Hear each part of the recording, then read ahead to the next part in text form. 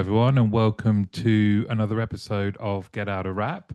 Today, I'm joined by Kevin McGachy, who is the head of AI solutions at Sabio. Kevin is going to be trying to educate me on all things agentic AI, the talk of the town, explaining it, talking about what's happening right now and where it might go. I'm really looking forward to this. So, Kevin, thank you very much for coming on. No, thanks for having me. Thanks for having me. And hopefully I can try and explain some of this. I'm trying to understand a lot of it myself, to be honest. So hopefully I can try and talk you through it. Well, let's hope so. I'm sure you will. We had a great chat yesterday just to talk about what we're going to do today, and it was really insightful. So I'm sure you're gonna smash it. But you haven't always been head of AI solutions. What's your background to this point? Yeah, sure. If we go all the way back, we can go back to McDonald's days, which was absolutely my favourite job I've ever had, I think. So, so I went from there into working in the contact centre for debt recovery. So on the phones, doing the collections. Definitely can't say that that was the favourite job because I think that's like probably frowned upon. But I moved in from there into resource planning as the kind of next role. Moved from there to working for Tesco Bank and into the planning resources there, but then moved on to do what was an insurance futures world. So it was more about actually how do you differentiate the service offering that you have versus everyone else by using technology and by using all the data that existed. So that was like a really interesting time, and actually what kind of moved me from core contact center into a little bit more of the technology side of it. And then from there, went to Sky, looked after some of the contact center technologies there. So things like asynchronous messaging, like how do we go and deploy that, as well as some of the voice automations that existed. And that's actually what then led me to join Sabio and came in here as initially as a user experience designer. So actually, how do we get them the best customer experience for the end user as well as the business? But really, it was all like we focused largely more on the end user themselves.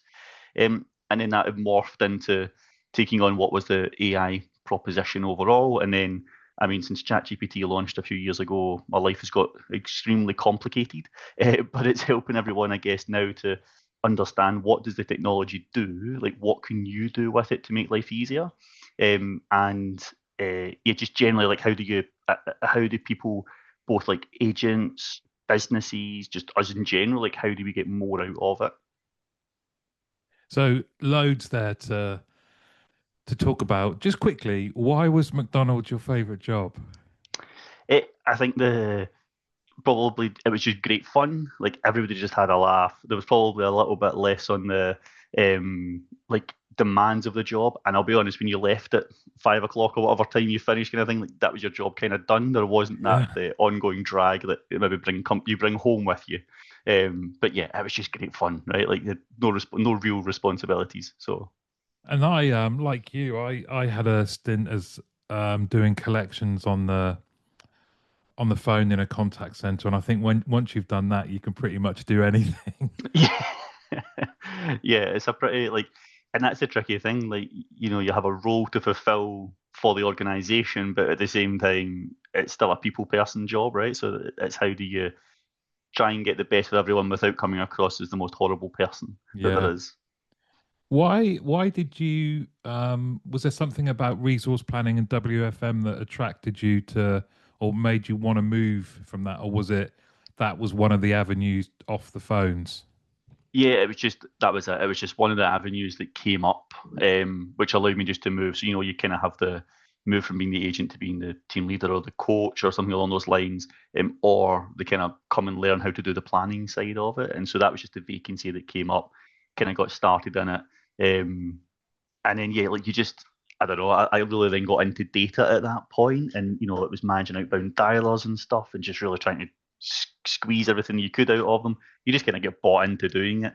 Mhm. And then yeah, went on to, like I say, transition. That's what then moved me into the kind of next role and stuff as well. So yeah, I think that's probably your two different routes or two easiest routes, I guess, out of the phones and into something else. And then did you say it was Tesco's where there was that first step into technology?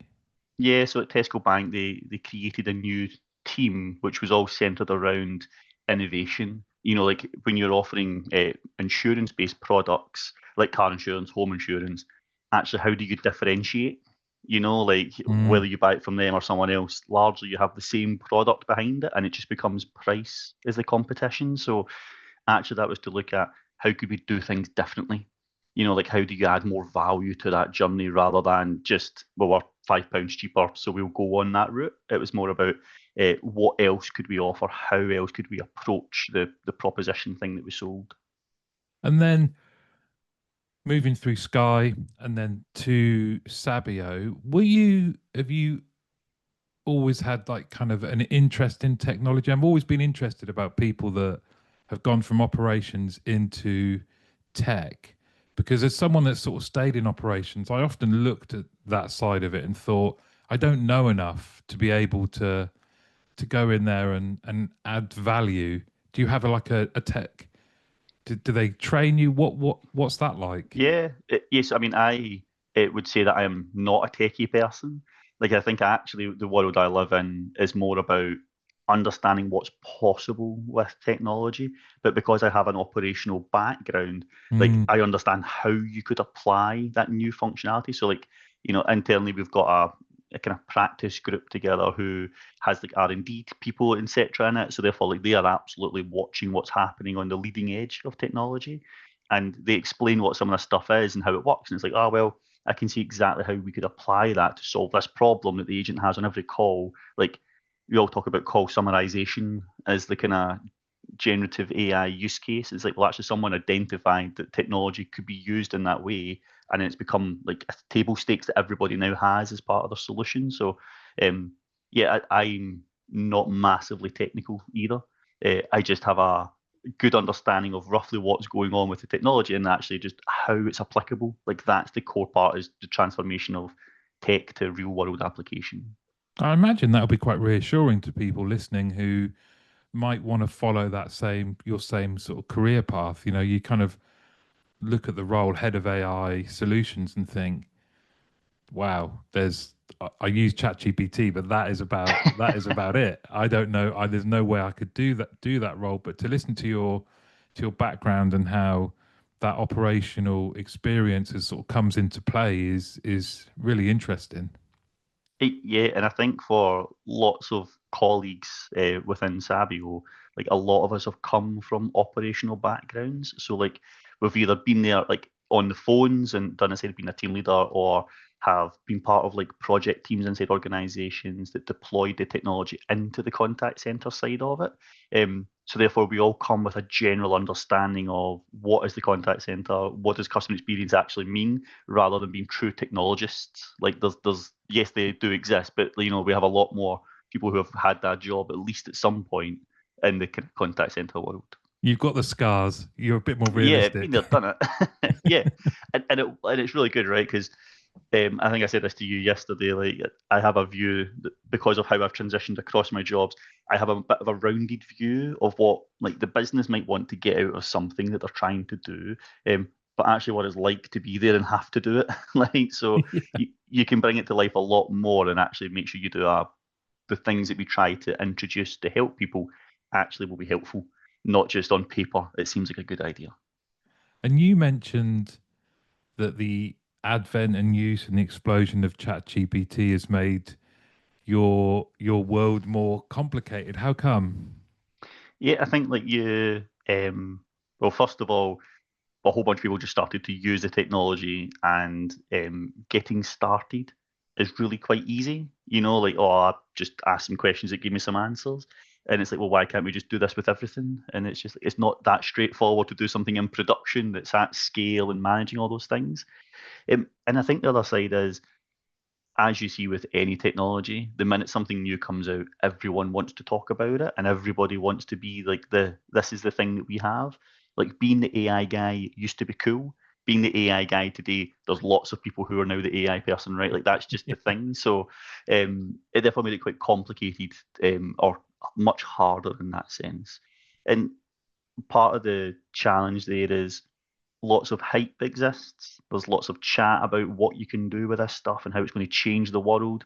But there's another side of that, which is the reality. like actually what is a feasible, we know that our leadership teams and operations are hearing massive messages about what they can do with AI. But actually in the real world, is that actually applicable, or is it just a marketing statement or a slogan that someone's decided to put out there and maybe can't be justified? I can imagine that being quite prevalent across the industry. I said at the outset, one of the things that is the talk of the town is agentic AI, and you've mentioned generative AI. What's the difference? What is agentic AI? Yes, I think if you look at the kind of iterations that have happened or are happening, so first off you have like conversational AI. So if we go back to like the thing that's generally deployed in most businesses is how most people's IVRs work today. That's built on conversational AI, and that is a very prescribed flow.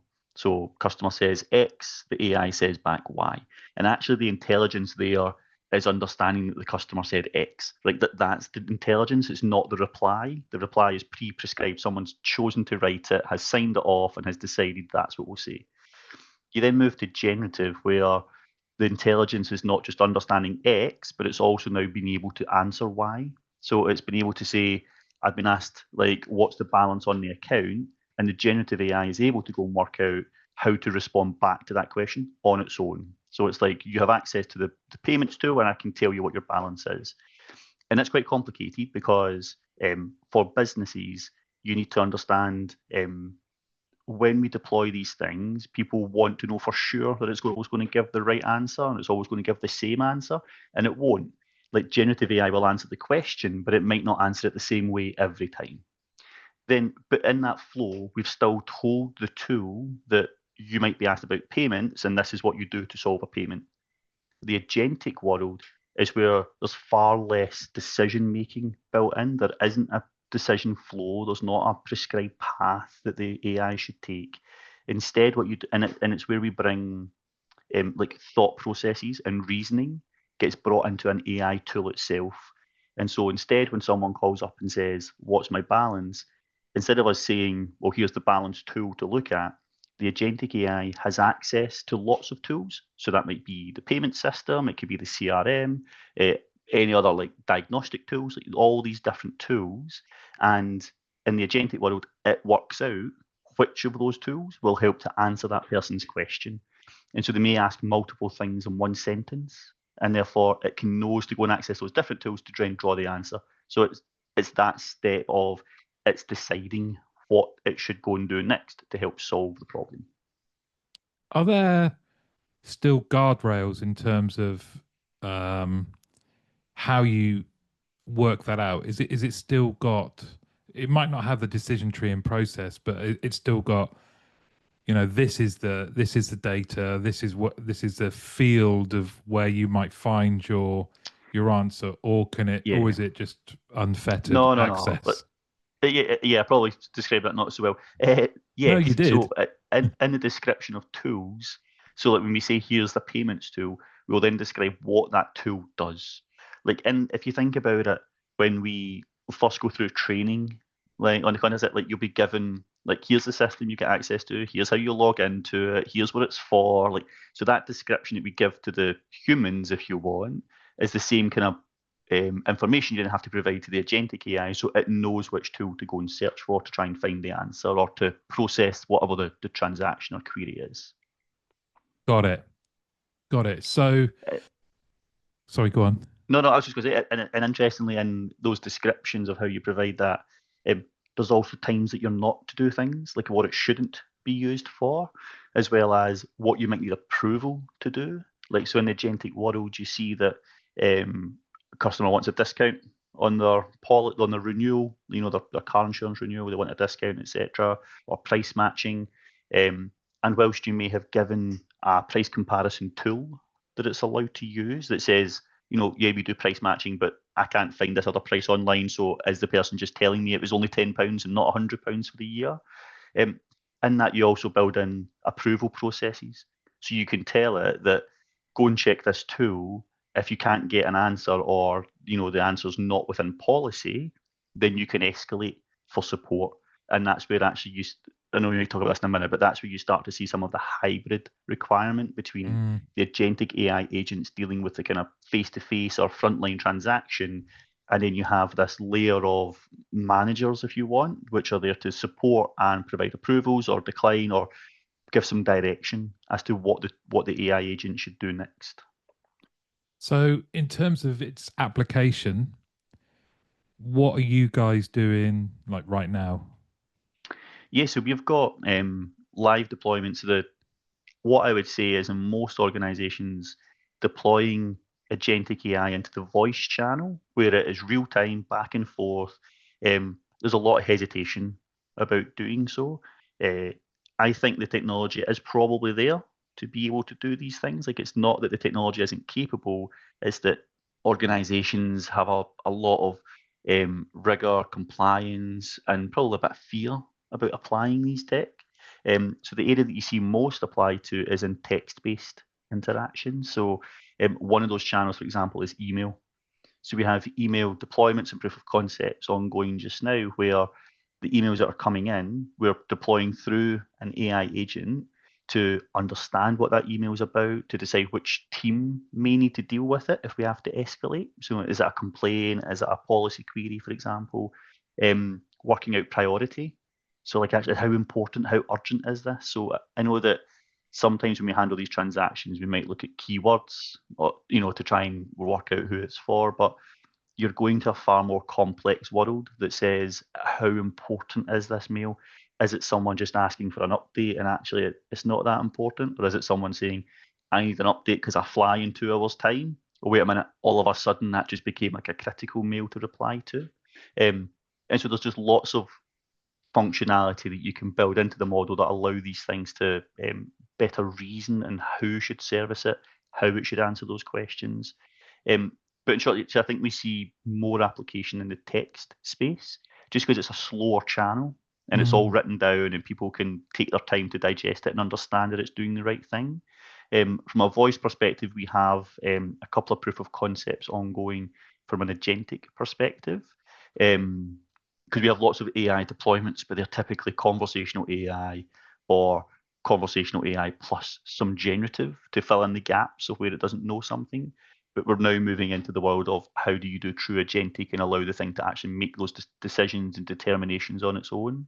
But we're at the early stages of that, and I think it will take time for everyone to get a little bit more comfortable with it and um, start to evidence, to start to see the outputs happening for maybe other businesses first before they choose to do it themselves. But it's certainly something that's very slowly starting to grow. But I imagine once there's a few proper case studies out there within the UK market of people saying, yep, this thing's deployed, here's what it did, you'll very rapidly see a kind of Yeah. adoption coming quickly. On the text base, then, um, you that kind of prioritization of your work queue. Once that has started doing that, and is there some in this proof of concept? Is there someone overseeing that and just sense checking that it's doing it right? And also, will it learn? Will it get better and better and better? Yeah, so the overseeing part, absolutely. So like how we've approached it, and I think is maybe a slight gap in some vendors, is the amount of data that has to come out the back of it. Like, so we all know when it comes to a contact center agent, it's probably one of the most scrutinized roles, right, that there Yeah, ever is, right? Every second of is tracked of everything. exactly what you're doing. Yeah, absolutely. So that level of data is how we approach an AI deployment. We say that actually you have to do all the same stuff. So like, that's not just tracking everything, like how long it takes to do all of its transactions, etc., but also what's the quality process? Who's the quality assurance person who's going to double check that it provided the right outputs? Like, who's the coacher? Who's going to provide coaching? Like, so actually that kind of wrapper that goes around a contact center agent, we see that you have to build that same wrapper process around your agentic agents or these tools. Um, Now, some of them are partially automated or wholly automated as well. Because if you think about it, your AI agent might process, couple of 100,000 interactions in the week versus your human agent who just can't, and scaling up the same number of quality individuals just isn't feasible to do. So actually it's about how do we help to then leverage the AI tools to double check what the other AI is doing and then make sure that it's flagging to the, I was going to say the overlord there. We shouldn't say that. To the, but to the administrator, the manager, whatever those roles are, how they then flag, here's some things that don't look quite right. Here's some areas that we think need to either be investigated, or the bit we're looking at is more even in real time, how do we detect that something's not going quite right? When you get some call listening and, the Mm, team manager might do a little bit of remote call listening just to yeah. see that the calls are going right. How do we start to do something like that where we then pick that out and go, wait a minute, this is going off in a tangent, that something's not quite right. We have to escalate this through to someone else and have them pick up the conversation from here.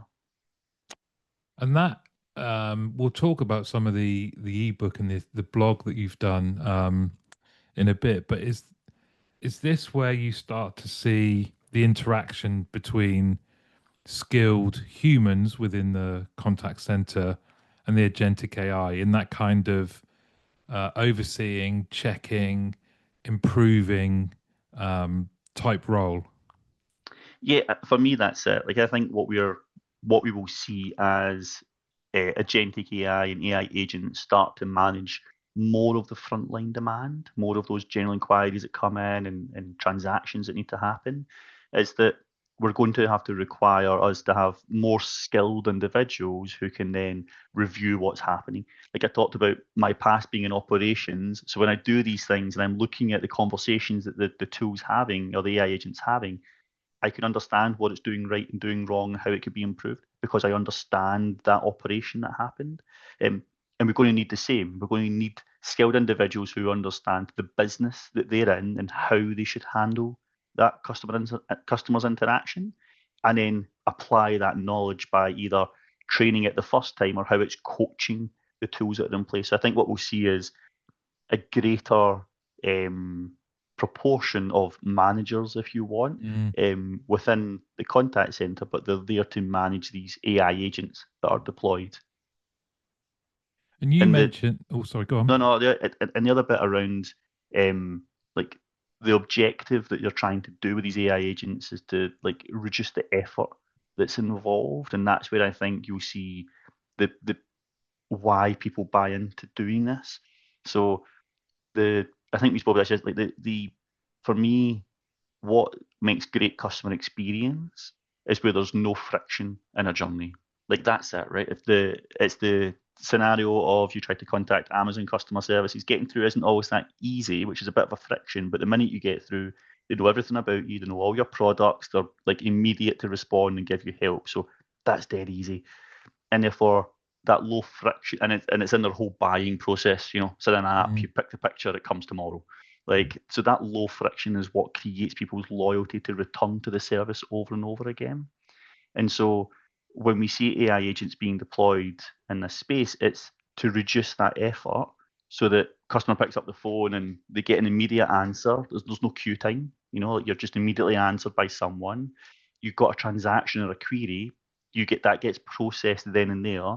Now that's happy path, and that, I want to make a payment and I've got a payments process that collects it. If it falls out and goes wrong, actually we now have more people who are there to help to deal with that, because actually all the other ones that are easy are kind of being managed simpler. And I think the step beyond just being low effort to deal with is becoming more proactive as a business. Like we all sit reactive today, waiting for the phone to ring, pick up the phone, and we have to deal with it.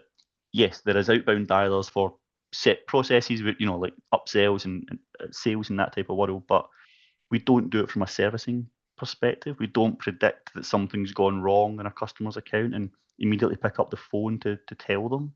But actually, by dealing with the reactive demand that comes in, you free yourself up to people who can actually go and place the phone call and say, listen, we've spotted something. It's a bit like the fraud piece in your bank, right? We've spotted something. We thought you should know about it. Like, how can we help you try and solve that? Like, your flight's going to be delayed. Look, we have the capacity in our operation to now phone you and tell you that, not just send you a text message, or wait for you to ring us. So I think that type of business who adopts it and then allows themselves the freedom to then be more proactive, will massively differentiate the product or service that they offer, which is just competing with someone else. I'm right behind you on two things there. The customer effort and how important that is, as a measure of our experiences that we are delivering to customers. I much prefer looking at customer effort because we're all customers and we all want low effort journeys, right? Yep. So I love that, trying to identify where there's friction and where agentic AI can smooth that over, improve it. I think is fascinating. And then the other one, of course, is that proactive customer engagement. I think is the next thing that people really should be looking at. To your point, if you've got all of the data, we've got all of these kind of triggers, and we know when something is happening.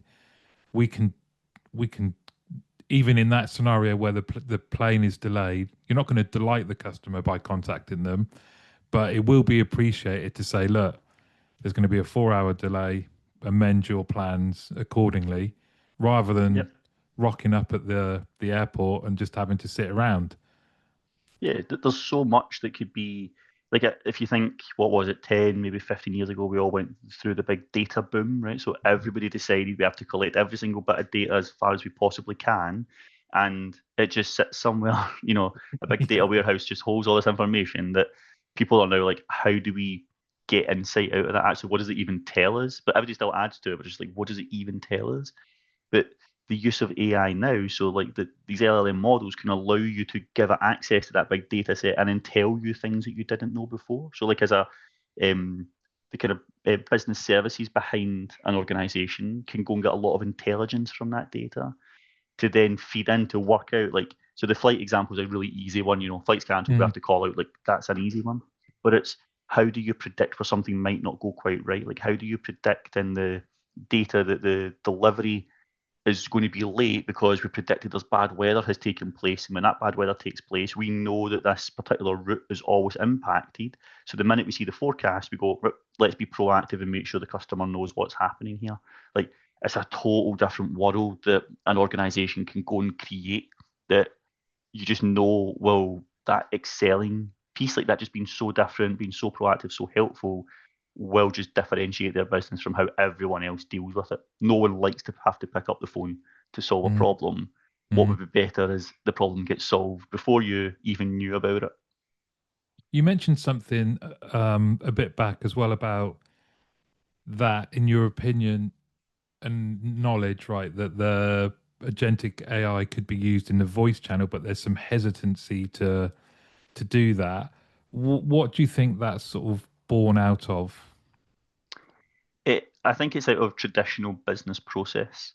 So every organization generally has an approval process to go through. So we see it today. So if we go and build a traditional conversational AI IVR journey, there'll be, okay, go and understand all the different reasons someone calls.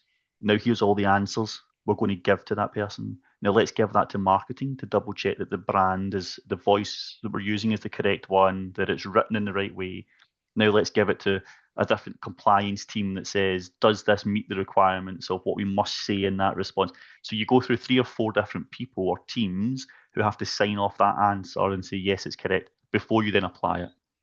And so trying to teach everyone that it's okay if as long as the AI agent has access to all this stuff and is trained well and understands the rules that it must follow, it will say those things. It might not say them in the same order that you might want it to, because it depends on the order the customer asked the questions, perhaps. And it is generating it on its own. Now you can prescribe set statements, like you can be very prescriptive, but largely the other words around that will be generated on the fly, so on their own. And that's really hard for teams and people to sign up to, like, because it's moving away from the norm. Like they're so used to being in control, ticking the box, saying that's allowed, and then having to give up some of that is a challenge, and everybody's willingness to be accepting of what it can do. So and the only way that we have kind of overcome that is to do really small trials. So you do like proof of concepts or Yeah. model offices. If we do it in a small scale, we build up the data that then demonstrates that customer asked this question, we generated this response, or we generated this action and this outcome. And by the way, we might do what we call human in the loop. So by generating that reply, a human agent will review what's been written and what's been curated and will say yes or no before the customer ever sees it. And then you build up the data in that set, and then eventually you go 999 times out of 1,000, it said the right things. It ticked all of the boxes on your list. And not to dishearten an agent, but like in the context, we don't achieve that level of accuracy in what we do. And everybody should feel reassured that any AI solution that's deployed, everybody seems to have a higher level of accuracy required of it, right? It must be like the Yeah. absolute best thing ever. Um, and so therefore, when you have the data behind it, people then start to go, okay, like actually this thing is starting to perform. How do we have a controlled single use case that we allow? So it's only if it's capturing a payment, or it's only if it's this. And then over time, you gradually expand that functionality. It's interesting, isn't it? Because when you were describing some of the concerns around, well, we have a set answer, let's call it a script, right? We have a script, these things must be said, but even though those things might be done, there's variations of how that's done. You could be describing every single agent that's ever been. You know, I've worked in lots of regulated environments where we had scripts, and you know, you'd have what from one customer to the other. I probably didn't say it exactly the Word same for word.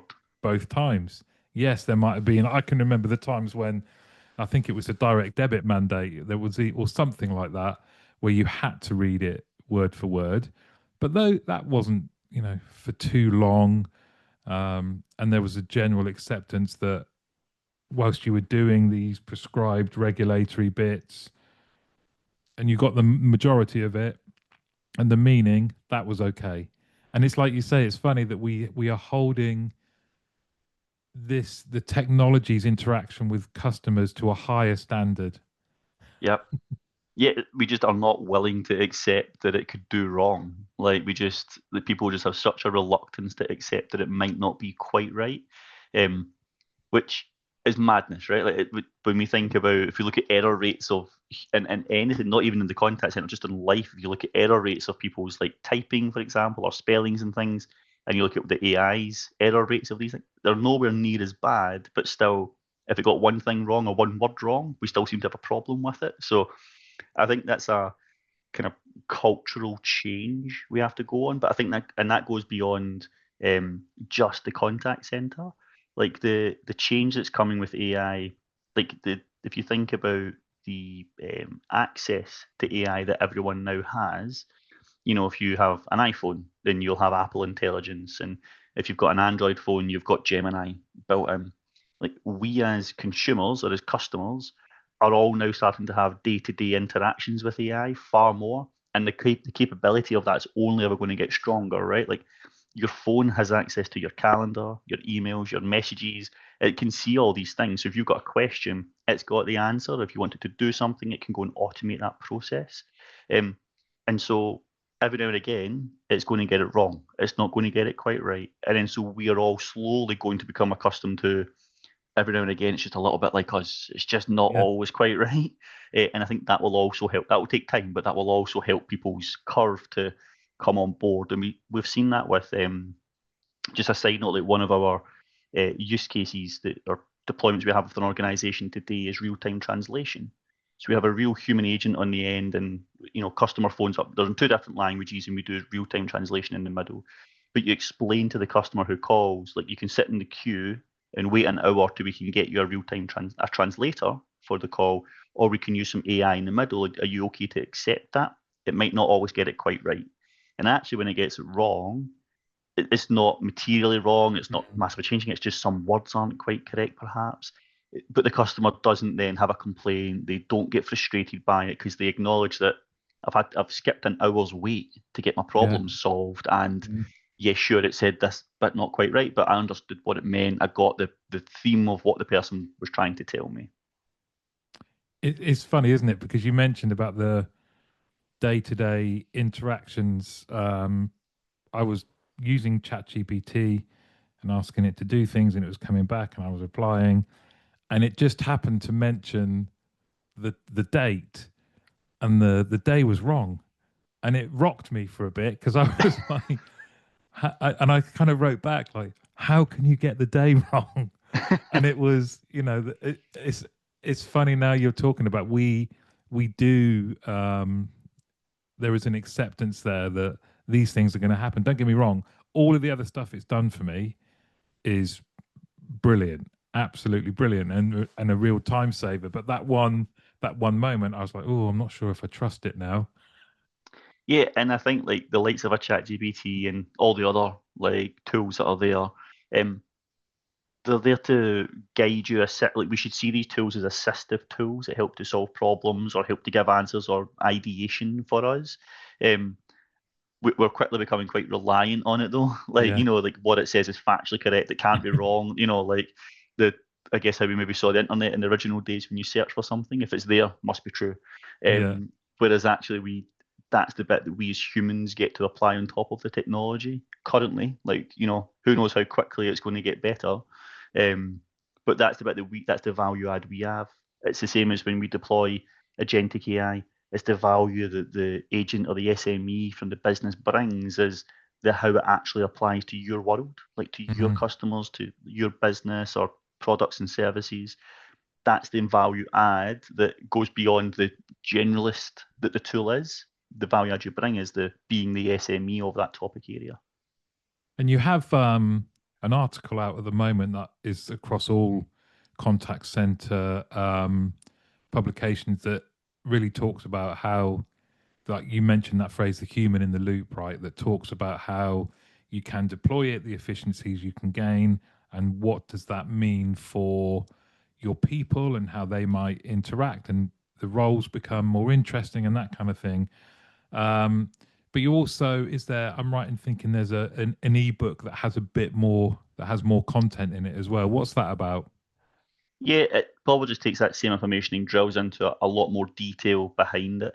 I think we hear a lot of, we've kind of mentioned it here already, but we hear some of the terminology about what might AI do to the contact center, what might it mean, and in that we try to drill a little bit more into we drill into more of the detail behind it, and that the role changes are going to happen. The organizational structure has to be considered, and by that I don't mean you don't need the people. It's more about what's the people's jobs, like those AI managers you have to have. How does the rest of the organization, like the compliance team, come on board with this like innovation so that they aren't a blocker and aren't uncomfortable that they can't prescribe the words that are there. They can buy into the concept of what's happening and be part of the team that then drives it forward. There's a whole part we talk about as well around like the data to enable it. So there's a bit of like human readiness as an organizational readiness, and then there's like a technology and data readiness piece as well, where we look at um, that big massive data warehouse we spoke about that has all that information in it. How do you start to bring some of that to the forefront so that the AI can use it to best service the customer? Now that can be in an agentic world, it's how it's able to give answers, how it's able to do the automation. In the AI in general, it's about how do we perhaps use it to provide the agent with a more summarized version of what's going on with an account. You know what it's like when the customer phones up and says, "This is the fifth call I've made." And you're like, "Oh, geez, right. Let me go back through the notes and give me 5 minutes to read them." And you're like, "Oh, this is going to be a nightmare." But actually, using the AI to look at those last five calls for me, summarize that information, show me it before I've even answered the phone, perhaps, like deliberately just extend Mm. that connection time to then go like that. "Oh, hi, Martin. Apologies. I understand you're waiting for an update. I've just already checked for you." I know just that being on the forefront instantly that you've improved that customer's perception of what's going on rather than just being combative, I guess. Yeah, and a bunch of other topics. So we are Sabio as an organization is technology agnostic. So we're kind of open to, we don't have a set vendor list. We're kind of open to all technology, and our perceptions are certainly from the AI side of things. We like to look at what's the problem we want to solve. Like I really don't care what technology people have and what technology they want to go to. I'm much more around what's the actual problem and then how would you want to solve the problem? What would the best outcome look like? And then once we've solved that part, we then go to the technologists and say, okay, now I need you to find me the technology that helps us solve that for them, because this is the outcome we want to get to. And it's a much, rather than going into it from a, we have these technology lists, what of Mm, these technologies can we use? People just get constrained into that rather than yeah. being more open to just go, help me. And to get the ebook, is that it's on the Sabio website? Yep, it is. It's on the Sabio website. I'm sure it'll be on the Sabio LinkedIn 5 minutes after this podcast is posted as well. So yeah, it's an online free download to get access to. And I will open myself up and see if anyone has any questions on what's in it, any clarifications or stuff. And feel free to reach out to me. Like, I am happy to talk about what we're doing with AI and actually helping organizations. So we've done this at all levels of organizations to help them work out where they could apply AI, and then helping them, like, how do you then take your idea of where it might work to make your life easier and taking it through the management structure to then get someone who can finally say yes to perhaps doing something.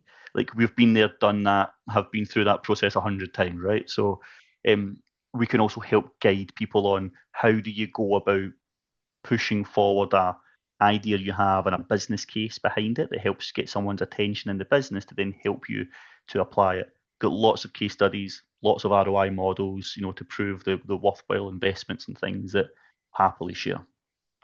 Kevin, this has been fascinating, and that last point I think is really important because there might be people listening that are thinking, "This sounds great. I'd love to see what's been done to date with some examples." And you just mentioned there you've got hundreds, but you've really brought this to life. I'd love to do another one, in maybe end of the year, start of next year, where we see how it's evolved because it's evolving fast, right? Well, I bet you by the end of the year we're talking about something beyond agentic AI next. It'll have a new terminology, it'll be a new thing, something will have happened between now and then. So I'd love to do that. Brilliant. Kevin, thank you very much. No, thank you.